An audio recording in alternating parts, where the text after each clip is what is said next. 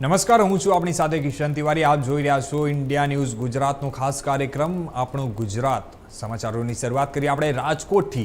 તો ગત 25 મે 2024ના રોજ જે વર્ષે રાજકોટના નાના મવા રોડ ઉપર સ્થિત જે ટીઆરપી ગેમ ઝોન છે ત્યાં સર્જાયેલા ભયાનક અગ્નિકાંડની આગ હજુ પણ સંપૂર્ણપણે શમી નથી.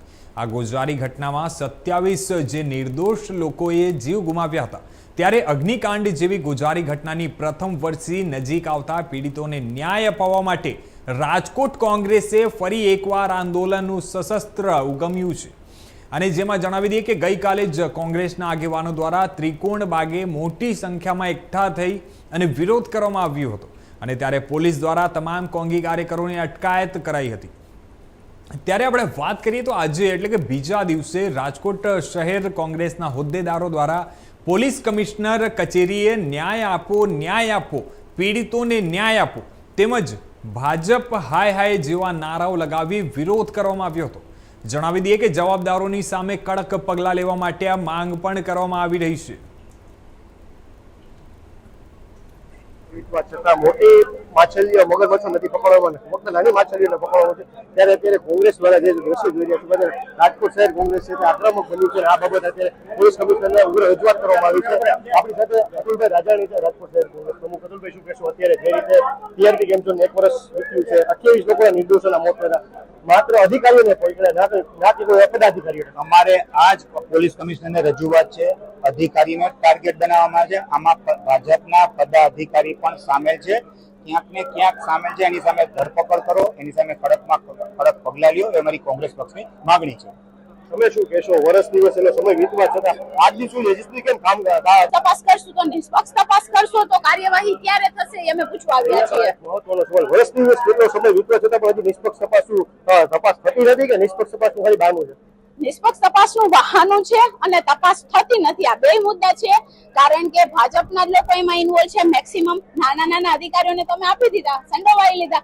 અને પણ જે મોટા મગરો છે, મોટા પદાધિકારીઓ છે, એમને તમે ક્યારે આમાં ઇન્વોલ્વ કરશો? કારણ કે એ સમયે સાગઠિયાએ ઘણા બધાના નામ આપ્યા હતા. અંતિમ સવાલ. જે રીતે તમે કીધું કે સાગઠિયાએ જે ટીપીઓ છે તેને ઘણા બધાના નામ આપ્યા હતા, છતાં પણ કોઈના કોઈ કારણોસર તે પદાધિકારીઓ પર કામગીરી કોઈ કાર્યવાહી કરવામાં જ ના આવી. ખાલી તપાસનો ધમધમાટ તો અધિકારીઓ પૂરતો જ રાખ્યો.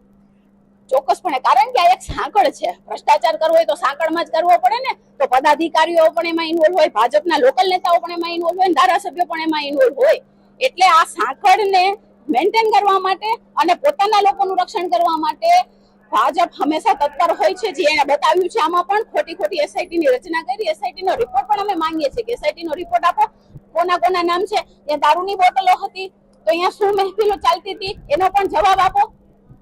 શું કહેશો? તો હજી સુધી કેમ જે વાત કરીએ તો અત્યારે જે કોંગ્રેસ છે આક્રમક બની છે, 5 દિવસ સુધી આ જ ઘટના ઉપર વિરોધ કરશો. આજે શું કાર્યક્રમ? જો સજા ન મળે તો કોઈ પણ પદાધિકારી હોય કે કોઈ પણ ભાજપનો નેતા હોય એને ખબર જ હોય કે અમે ગમે કાંડ કરી નાખીએ, અમે ગમે એટલું કરી લઈએ, અમારા વિરુદ્ધ કોઈ દિવસ કઈ કાર્યવાહી થતી નથી. એની હિંમત ના વધે ને આવા લોકોને છૂટો દોર ના મળે કે લાયસન્સ ના હોય, એનઓસી ના હોય તો કોઈ પણ વસ્તુ ચલાવવામાં ન આવે. એટલા માટે આજે અમે આટલા જવાબદાર વિપક્ષ તરીકે બધાને પ્રશ્ન પૂછીએ છીએ કે 1 વર્ષ થઈ ગયું તો તમે કામ ક્યારે કરશો? તમારી પાસે સત્તા છે, તમારી પાસે પદ છે, તો આનો ઉપયોગ કરીને જે પીડિતો છે, 27 કે 29 જણા જે મૃત્યુ પામ્યા છે, એને તમે ક્યારે ન્યાય અપાવશો? કારણ કે તમારું રટણ એ જ હોય છે કે અમે તટસ્થ છીએ. તો આ તટસ્થતાનું પરિણામ ક્યારે આવશે?